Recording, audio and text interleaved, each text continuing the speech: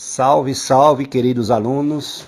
Eu sou o professor Arivaldo e estamos iniciando hoje uma série de vídeos em que iremos postar, queremos trabalhar durante esse período que estivermos em nossas casas, com alguns assuntos de português, alguns conteúdos em que, à medida que formos divulgando, formos postando, serão acompanhados também de algumas atividades que vocês vão fazendo e nós acompanhando de longe. Não estamos no nosso calor humano, pertinho um do outro na sala de aula, mas estaremos nos aproximando, usando os recursos tecnológicos, ok? Então, nossa primeira aula de hoje é com o assunto de gramática, mas eu quero lembrar que nós teremos outros vídeos e outras aulas onde serão divulgados, serão postados assuntos de interpretação de texto, como também gêneros textuais, ok? Então, nosso primeiro assunto de hoje, que nós vamos trabalhar, é frase,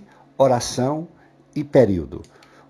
Muitas vezes nós podemos nos deparar em um texto, em uma situação, e pensar, o que eu estou lendo? É uma frase? É uma oração? É um período?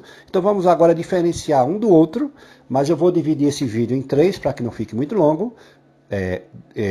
Cada um deles dando o conceito e uma definição clara do que seja cada um deles, ok? Então vamos primeiro o que vem a ser uma frase. Então, como podemos ver, frase é um enunciado que tem sentido completo e termina com uma pausa pontuada, ou seja, bem claro aí, né? Tem sentido completo e tem uma pausa pontuada. Então, principalmente na escrita, os limites da frase são indicados pela letra maiúscula e pelo sinal de pontuação, que pode ser um ponto, uma exclamação, uma interrogação, reticência, ponto e vírgula, ok? Então isso é o que vem a ser uma frase.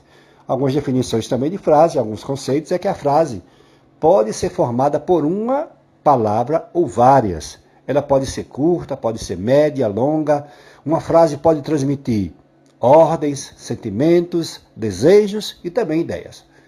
Então vamos ver aí, nós estamos olhando aí, alguns exemplos de algumas frases, pequenas, médias e grandes. Então, bom dia, 2 frases, é uma saudação, mas é uma frase, uma palavrinha só, não.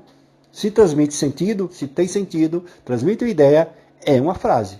Para, é uma frase, embora tenha apenas uma palavra. Cuidado com isso. O menino não obedeceu ao pai. Por favor, sente-se aqui comigo. Você quer saber o motivo da minha preocupação? Estamos vendo aí um claro sinal, um claro exemplo de frase com sinal de interrogação, ou seja, uma frase interrogativa, uma pergunta. A próxima frase, veja que é uma frase um pouco mais longa, né? Embora tenha sido pedida a colaboração de todos, poucos funcionários dedicaram parte do seu tempo à elaboração de uma lista de melhorias do processo de produção da fábrica. Ou seja, uma frase um pouco maior, mas é uma frase, ok? E nessa interação que estamos vendo aí de Magali com o sorveteiro, exemplo de uma comunicação através de frase. E a frase, ela pode ser nominal e pode ser verbal. Então, o que é uma frase nominal?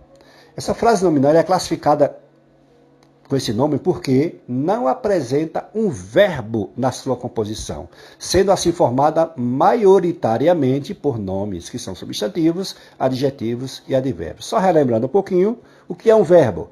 Verbo é aquela palavra que expressa uma ação, um estado ou um fenômeno da natureza, ou seja, e às vezes existe também a locução verbal, que quando ocorre 2 verbos juntos. Então, quando expressa ação, estado ou fenômeno, é verbo, ou locução verbal, certo? Então, a frase nominal não tem esse tipo de situação, ou seja, não tem verbo.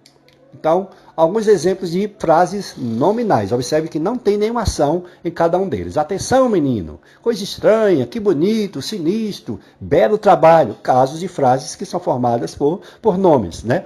As frases nominais, elas estão presentes também em provérbios, em ditados populares que nós conhecemos muito bem. Tenho certeza que você conhece, já disse, já ouviu seus pais, seus avós dizerem algum pensamento, algum provérbio que vai passando de geração em geração. Por exemplo, cada cabeça uma sentença. Alguém diz assim, cada cabeça um mundo, né?